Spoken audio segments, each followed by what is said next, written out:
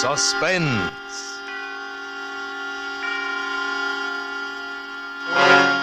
Tonight brings you Gregory Peck in Michael Vanning's Murder Through the Looking Glass, a suspense play produced and directed by Anton M. Leader.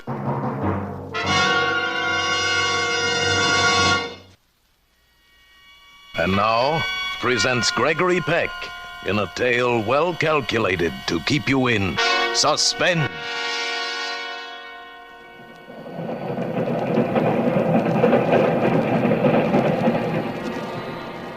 The sound was a dull, monotonous roar in my ears, and I listened, wondering if it were real or part of a dream. Suddenly, I was awake, and I knew that I was riding on a train. But where? I didn't remember getting on a train. I opened my eyes and saw that I was in the lounge car. There was only darkness through the window. A man sat across from me reading. There was a bridge game down the aisle, a porter serving drinks. Everything nice and normal, except that I had no idea how I got on the train or why I was there. I tried to think of a reason for being there, but I couldn't. These spells of forgetfulness had been coming on more often lately. I leaned back and closed my eyes, listened to the rhythm of the train. A melody began to fit itself to the rhythm. I couldn't remember ever having heard such a song, but somehow I seemed to know the words. Down in the valley so low, late in the evening, hear that train blow, hear that train blow. I beg your pardon, sir, but your singing is disturbing the other passengers. Oh, I'm sorry. You understand, sir, it's the other passengers. I kind of liked your singing myself. Your singing didn't disturb me either, young man. In fact, it was rather a pretty melody. What was the name of it? Why, it's silly, but I don't know. I can't even remember the tune now. That's the way it is with songs. I've had the same thing happen to me. So what train is this? Why, it's the New York Express to Philadelphia. Ought to be there any minute, too. You must have been on some party if it lasted all day. Or what time is it? 7 o'clock. P.M., that is. Yes, sir. It must have been pretty drunk out where you were. I think he said something else after that, but I wasn't listening then. I noticed that I was wearing a brown topcoat. It wasn't mine. Maybe I'd accidentally exchanged coats with someone. If I couldn't remember it, it must have been that kind of a party. If so, I felt for my wallet. It was there. I opened it to see if I had any money left, and my eye was caught by the driver's license made out to John Blake. In another pocket of the wallet, there were engraved cards reading John Blake Insurance. I wasn't John Blake. I was Jeffrey Bruno, a writer. I couldn't even drive a car. I didn't know anything about insurance. I'd never heard of a John Blake, but here was his identification in my wallet. What's the matter, young fellow? Are you ill? The man across from me said something, but I didn't hear what it was. I looked through the other pockets. There was a bank book showing that John Blake had a bank balance of $647.55. My balance had never been higher than $15. There was a letter, a bill for shirts, addressed to John Blake at an address I never heard of before. There was a moment there, a few crazy seconds, when I wondered if I really was John Blake. No, I couldn't be. I knew I was Jeffrey Bruno, who lived at a two-room apartment in Greenwich Village and wrote mystery stories for a living. I knew who I was. Broad Street Station. Broad Street Station. Well, here we are. Or are you going on downtown? Well, I could get a train back to New York here, couldn't I? Sure, right across on the other platform. That must have been some party. Explain, read all about the murder. I had to get back to New York and straighten out this business about John Blake's coat and identification. Whoever he was, might even be thinking I'd stolen them. Besides, I wanted to find out where I'd been the night before and all day, and why I'd awakened on a train to Philadelphia. And then just as I got up from the seat, I glanced out of the window. The newsboy was holding up a newspaper. Across the top was the big headline. Killer Blake escaped. Blake. And just below it, there was a picture of me.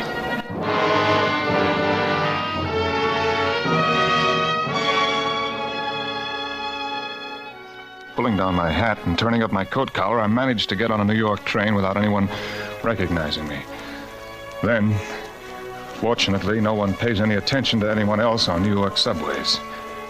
2 blocks from my apartment house, I stopped at the corner stand to buy a newspaper. Oh, there you are, Mr. Bruno.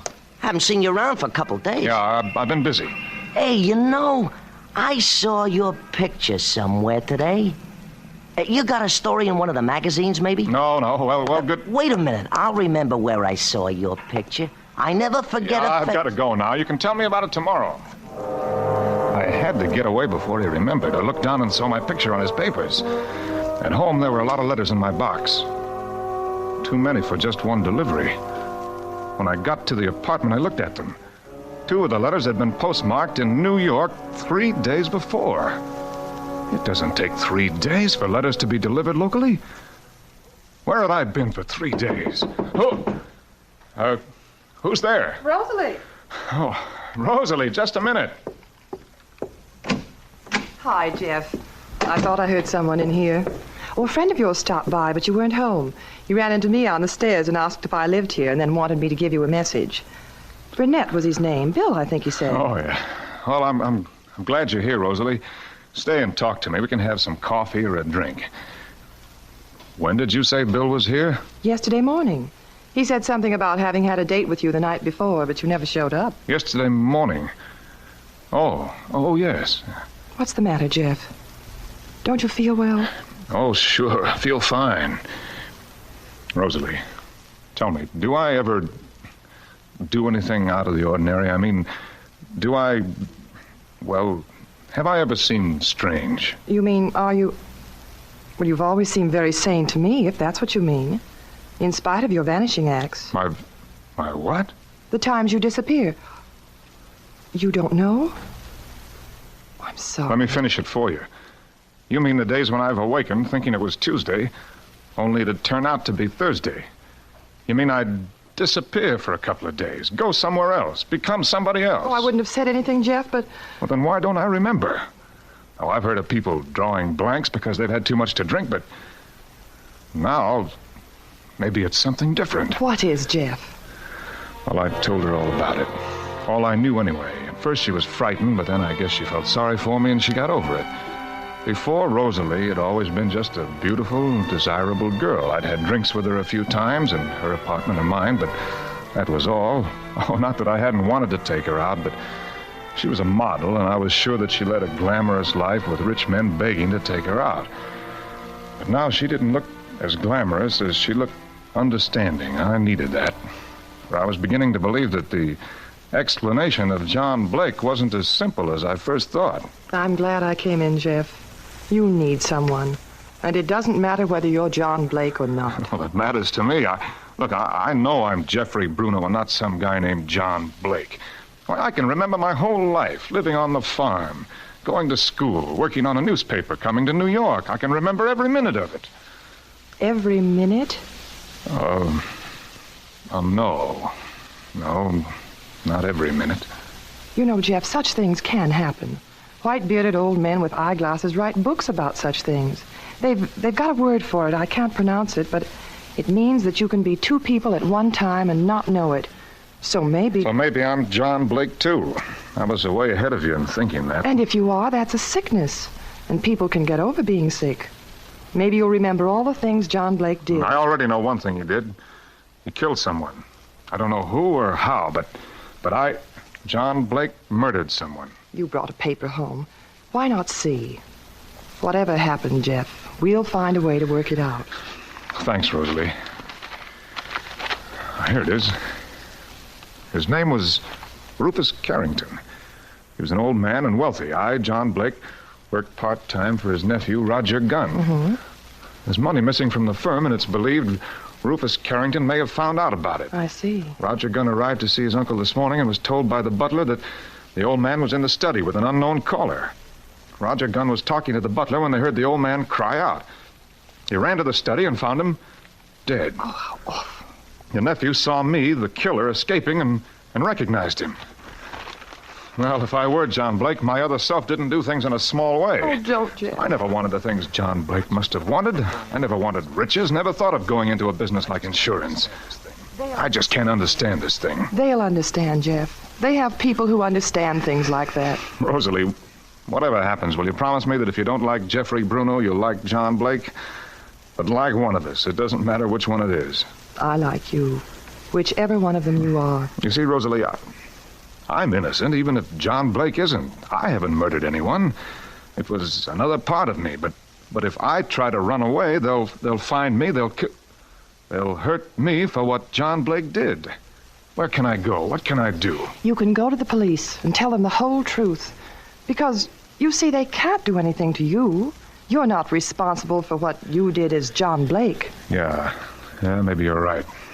There's no point in running. Look, I know I have no right to ask it, but would you go with me, Rosalie? Of course I will, Jeff.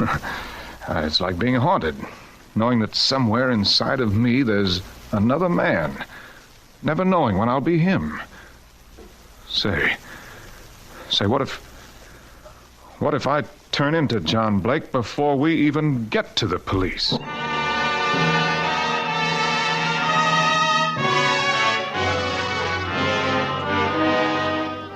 For Suspense, bringing you Gregory Peck in radio's outstanding theater of thrills, Suspense.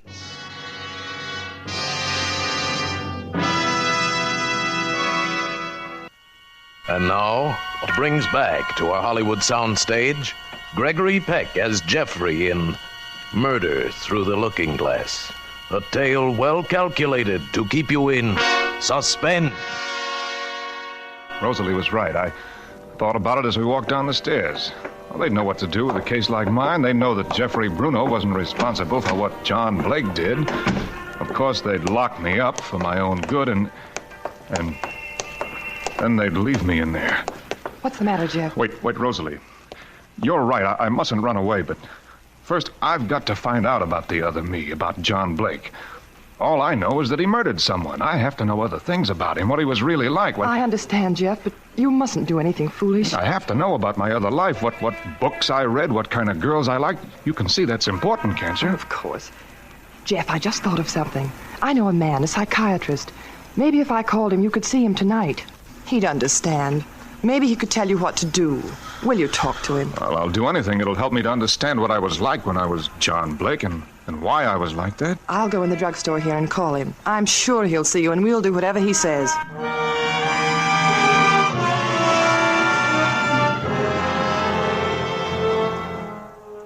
Now, Mr. Bruno, you say there have been many times when you haven't remembered what happened for days? Oh, not many. A few times. It only happened after I'd been drinking, and I thought that's all it was.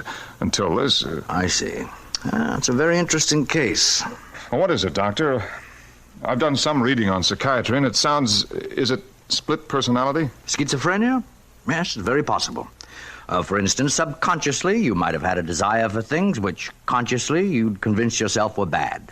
That desire became so great that you created John Blake, so you could satisfy it without compromising Jeffrey Bruno. Yeah, but wouldn't I be partly aware of wanting those things? Isn't it possible that I'm not John Blake, that all of this is something else? I'll let you answer that yourself, Mr. Bruno. Well, how can I? If I could answer it, I wouldn't be here.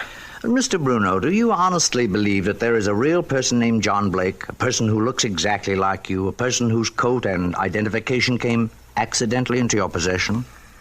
No, I guess I don't, but there must be another explanation. Well, the alternative would be to believe that someone is framing you. Do you believe that someone drugged you several times, so there'd be days you couldn't account for? That someone forged the papers of John Blake and planted them on you? Can you believe that someone planned to commit this murder months ago, rented an apartment in the name of John Blake, filled it with clothing in your size, put your photograph in the apartment? No, but... According to the newspaper story, the nephew of the murder victim was the only man to identify your picture. Therefore, he would have to have been the one to frame you. Well, this would imply that this Roger Gunn knew you and you knew him. Do you? No, I don't remember. Well, then can you believe that he was able to drug you, to know your clothes size, to get a photograph of you? I guess not. Besides, if he framed you, that implies he is the murderer. But that can't be, because according to the butler, the nephew was with him at the time the murder took place. You see, Mr. Bruno? I see. Well, what can I do, Doctor? Well, if this were not a murder case, the answer would be a simple one.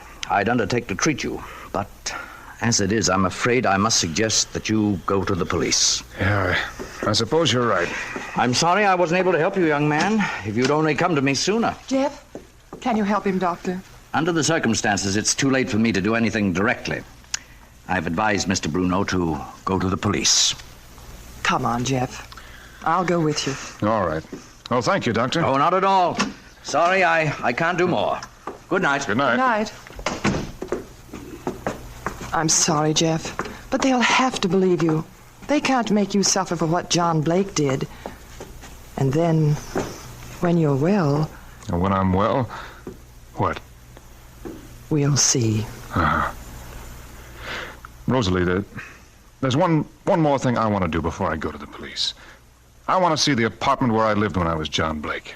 I still don't know what I was like when I was being him. Maybe if I can only see how I lived, it'll give me a clue.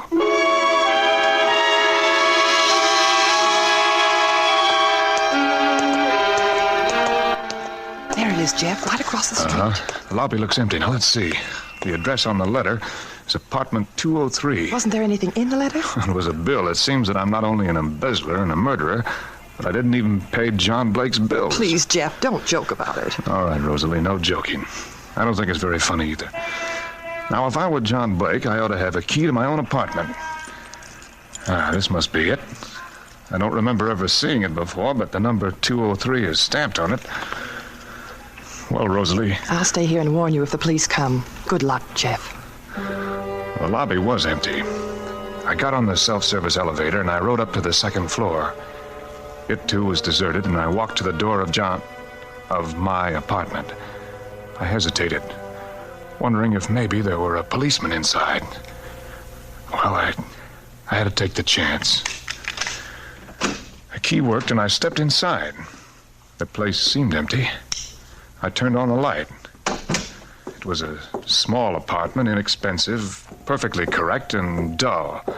There were hunting prints on the wall. There were 2 suits in the wardrobe. My size all right, even though I couldn't remember buying them. There were even monogrammed handkerchiefs. It was unreal.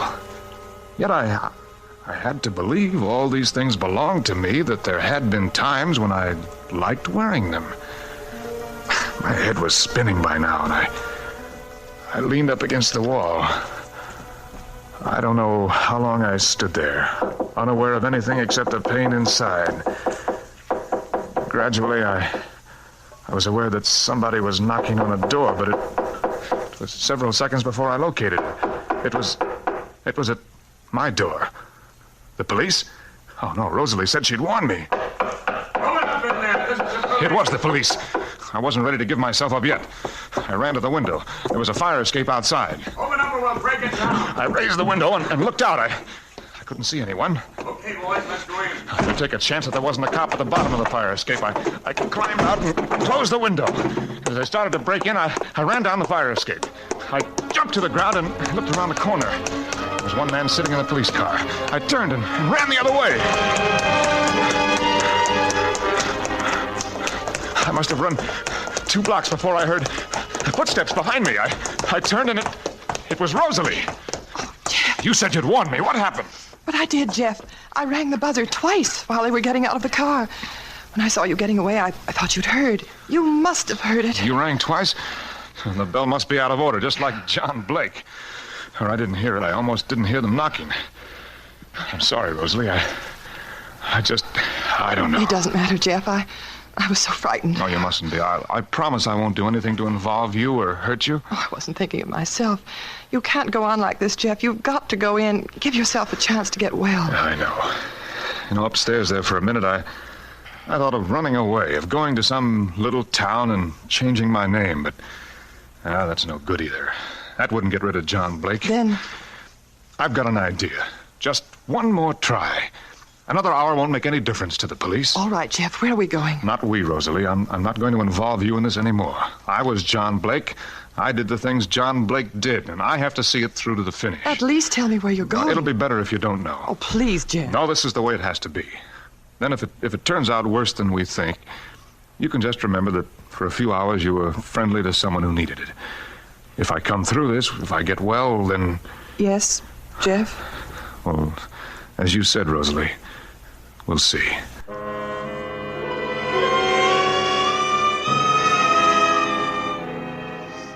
I put her in a cab and gave the driver the address in the village. Then I went to the place where I was afraid to go. Yet it was the one place I had to go. Yes, sir? Well, aren't you Mr. Carrington's butler? Yes, sir. Clark is the name, sir. I was in Mr. Carrington's service for 40 years. But why do you ask? Well, don't you recognize me? I don't believe so, sir. Of course, there were so many of you here today from the newspapers. But I was here even earlier. I'm John Blake. Oh, then you're the gentleman who murdered Mr. Carrington, according to the newspapers. Well, why do you say according to the newspapers? I don't believe you killed Mr. Carrington, sir. You don't? Why not? Why, he didn't even know you, sir. Well, maybe he only got acquainted with me this morning when I came to kill him. If he had made an appointment with you, sir, I would have known. But didn't you let me in to see him? Oh, no, sir. He answered the door himself when his visitor arrived. I see. Is Mr. Carrington's nephew here? Mr. Gunn? Yes, sir. But he left word not to be disturbed. He did he? Clark, did Mr. Carrington have a gun? Yes, sir. Would you trust me with it if it might help catch the murderer? I guarantee it'll catch him. Won't you step in? Thank you. I was very fond of Mr. Carrington, sir. He kept the gun here in the hall near the door. Oh, here it is, sir. I'm an old man myself, and perhaps I'm foolish to even... Now, don't you worry. Just take me to see Mr. Gunn. Oh, but I can't do that, sir. Clark! Oh, pardon me, sir. Yes, Mr. Gunn? Who are you talking to, Clark? Is that the attorney? No, sir. It's a young... Wait a minute. I know that voice. I'm sorry, Clark. Who the devil... You? Yes, me, Mr. Gunn, or should I say Dr. Gunn? Clark, leave the room. Yes, sir. Well, this is all a terrible mistake. You bet it is. And I want to hear why the nephew of the man I'm supposed to have murdered is also the psychiatrist who convinced me I was crazy and ought to surrender to the police. Well, Don't move. Don't point that gun at me, please. I'm expecting a phone call from the attorney about the will. And then I'm sure we can straighten this thing out. I'll give you money. We'll straighten it out now without money. You killed your uncle, didn't you? No. I was with Clark. He can tell you. Don't answer that.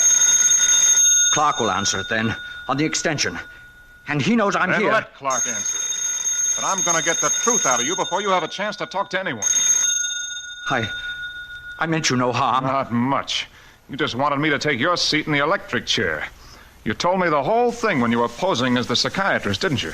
You told me the truth, making me think it couldn't have been like that. The only thing you didn't tell me was about the person who killed your uncle and helped frame me. I beg your pardon, sir, but it's an urgent call. Don't move, Gunn. If it's so urgent, I'll take it for you. Yes? Roger, I'm calling you from our usual place. He hasn't gone to the police yet. Roger, are you there? Yes, I can't talk now. The attorney's here. Wait, Roger. I think he's on his way over there. Be careful. All right. You don't sound right. Are you getting frightened again? After all we've done so far, you've got to keep your nerve up. I'm coming over, Roger. Good. I'll be there in 5 minutes. Stall him when he arrives. Goodbye, Roger. Goodbye, Rosalie. Clark. Yes, sir? You were right before. Mr. Carrington opened the door this morning for a beautiful young lady after a date had been made by Mr. Roger Gunn here. I told him she was blackmailing me, and I wanted him to see her because he'd had experience handling that sort of thing. But I swear Rosalie didn't tell me she was going to kill... Never mind. Clark, call the police. Tell them by the time they arrive, the murderer of Mr. Carrington will be here waiting for them.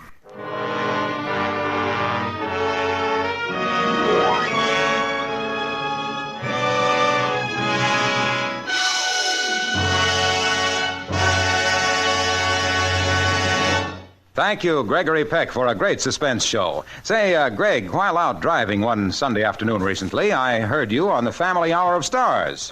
Busman's holiday. Yes. And I was thinking then how you always give a splendid performance.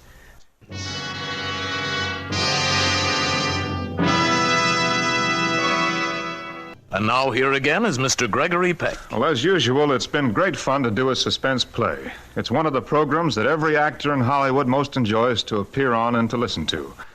For instance, I wouldn't miss next week's show. Another gripping study in Suspense. Tonight's suspense story was by Michael Venning, whose books have also been written under the more familiar name of Craig Rice. The adaptation for radio was by Ken Crossan. Music was composed by Lucien Moraweck and conducted by Lud Gluskin. The entire production was under the direction of Anton M. Leader. Next Thursday, same time, this is CBS, the Columbia Broadcasting System.